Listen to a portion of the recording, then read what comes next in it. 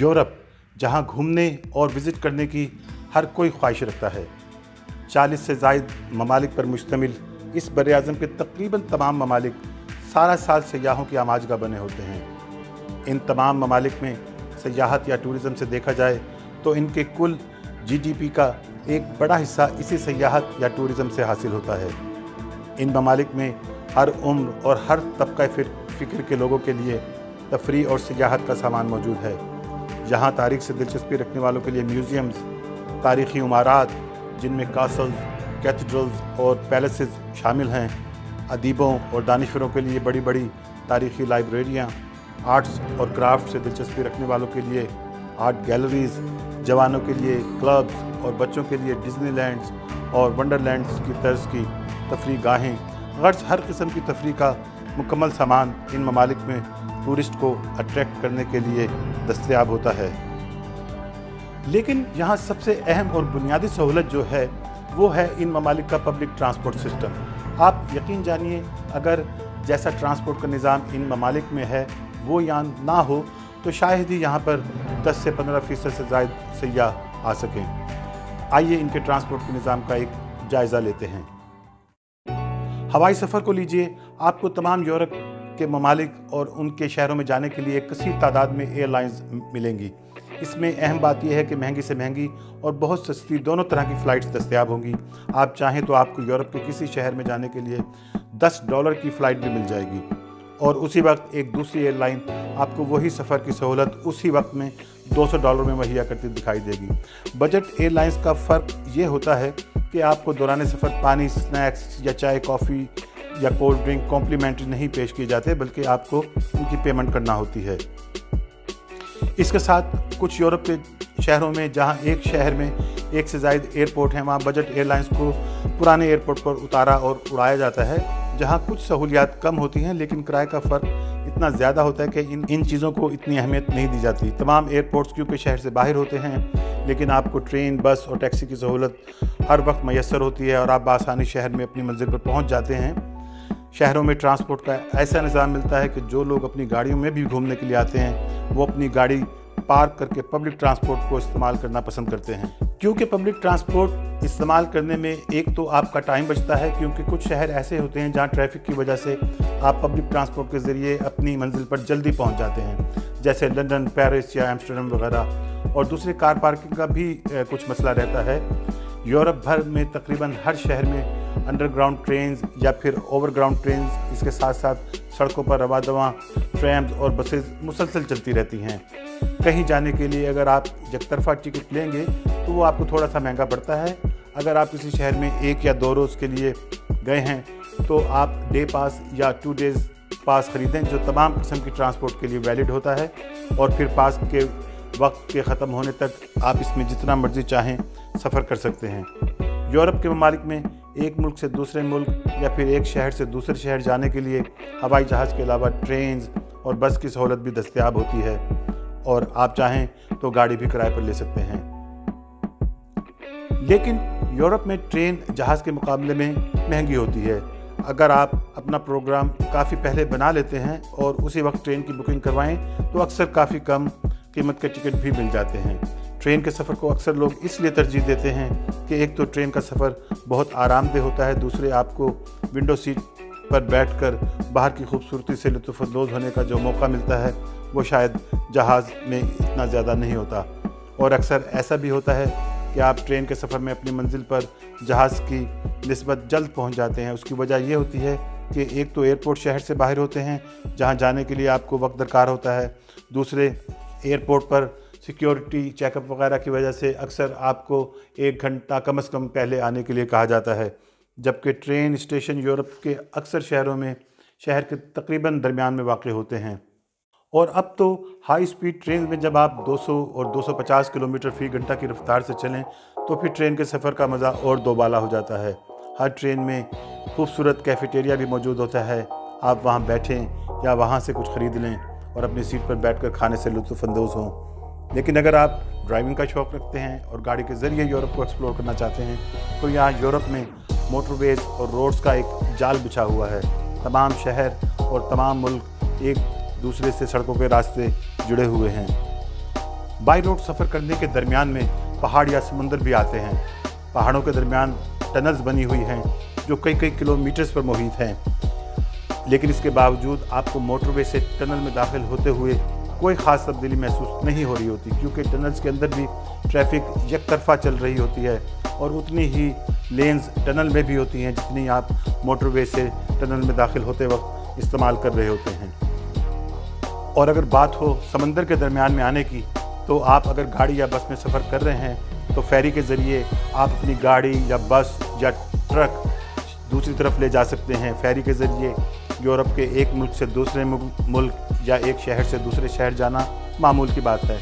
लेकिन अगर आप बरतानिया से फ्रांस या फ्रांस से बरतानिया बाई रोड सफ़र करना चाहते हैं तो चैनल टनल से गुजरने का तजर्बा आपकी अक्लों को हैरान कर देता है।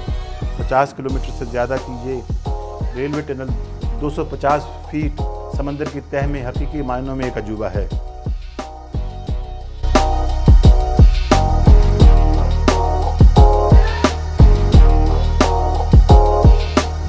Okay, ladies and gentlemen, when we are in the train, there is no possibility for Wi-Fi and you cannot charge your phone because I have to shut down the engine. There will be toilet in the train. You're not allowed to use the toilet in the bus. It's now on lockdown, so you cannot use it either, and I need the time to clean the toilet. So is there anybody who've never been in the train before and like to see how this big bus is getting into the train? Then I have 2 seats up front. If you're quick, you can come and sit next to me and see how we get into the train.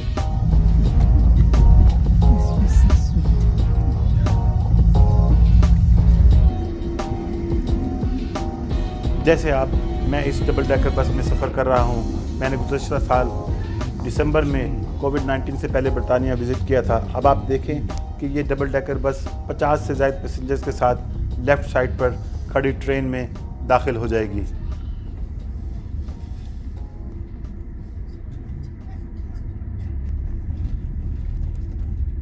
लीजिए, अब हम train के अंदर आ गए हैं। ये train तकरीबन 20 से 25 मिनट में इस चैनल टनल को क्रॉस कर लेती है और आप बरतानिया या फ्रांस में दाखिल हो जाते हैं। Okay, we're in the train, and the best way to go to the toilet is when you take the back door and you go out, go behind. Let me see. Wait a minute. No, I think we have to go in front of the bus. Well, we are in the middle, so you can choose. You can eitherwise go in front of the bus or back at the bus to go to the toilet. When we're in the compartment, it's going to seal down, and there is an orange button. Press that one and then push against the door. You have to push severe because the doors are heavy. So to go to each other compartment, push at the orange button and then push the iron door.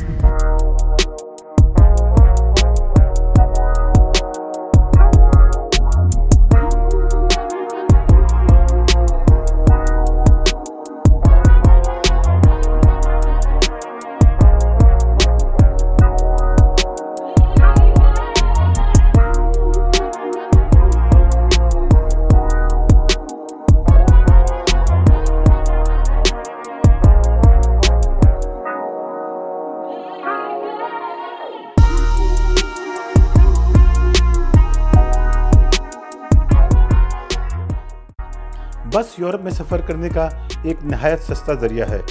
अगर आप अपने tour को बेहतर तरीके से plan करते हैं तो बहुत ही सस्ते जहाज़, ट्रेन और बसों के टिकट दस्तयाब होते हैं।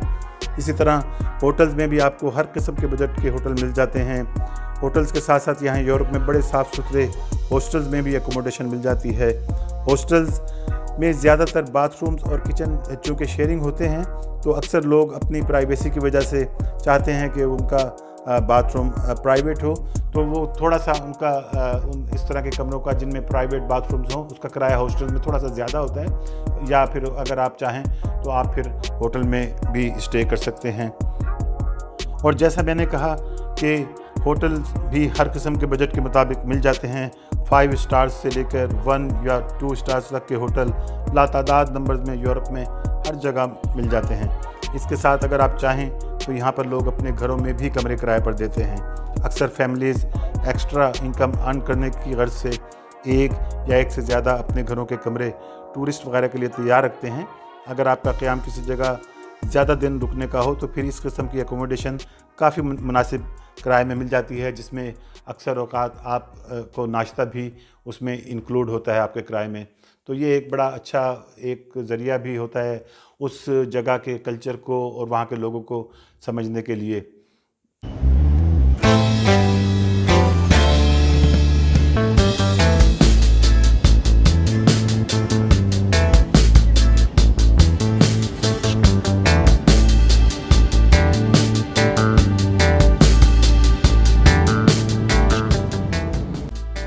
ये स्टॉकहोम की अंडरग्राउंड ट्रेन सर्विस है। इस शहर की तारीख कई सौ साल पुरानी है, लेकिन यहाँ का जदीद अंडरग्राउंड ट्रेन का निज़ाम देखकर आप अक्ल इंसानी पर दंग रह जाते हैं। सैकड़ों फुट ज़मीन के नीचे दौड़ती ये ट्रेनें और फिर इनके स्टेशंस अपनी मिसाल आप हैं।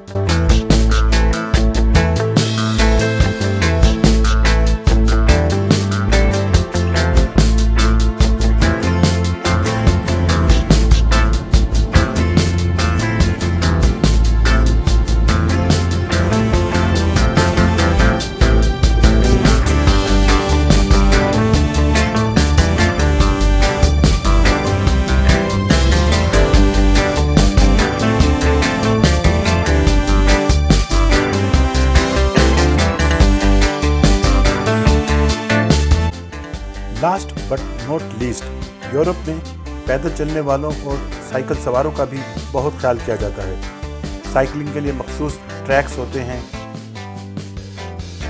गाड़ी वाले भी साइकिल सवार को बहुत इज्जत और एहतराम देते हैं। इसके साथ साथ पैदल चलने वालों के लिए हर रोड और स्ट्रीट में फुटपाथ लाजमी होते हैं और इन फुटपाथ की बनावट ऐसी रखी जाती है कि व्हील चेयर और बच्चों के साथ भी किसी किस्म की दिक्कत ना हो।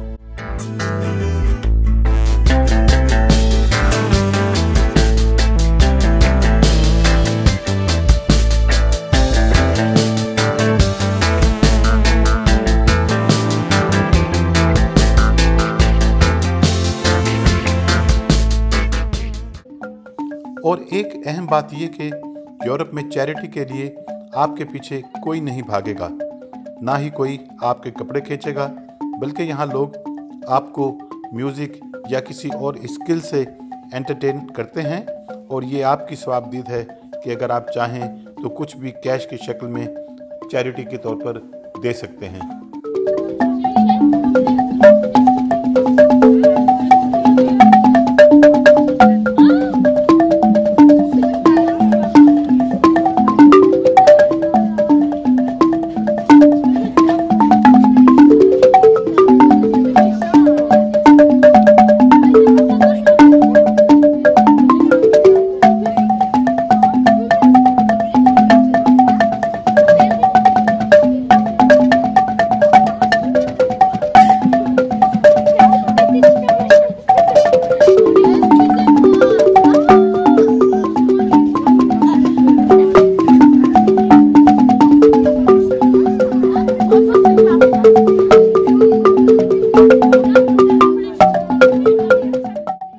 मैं उम्मीद करता हूं कि आपको इस वीडियो से यूरोप की ट्रांसपोर्ट के बारे में काफ़ी मालूमात हासिल हुई होंगी।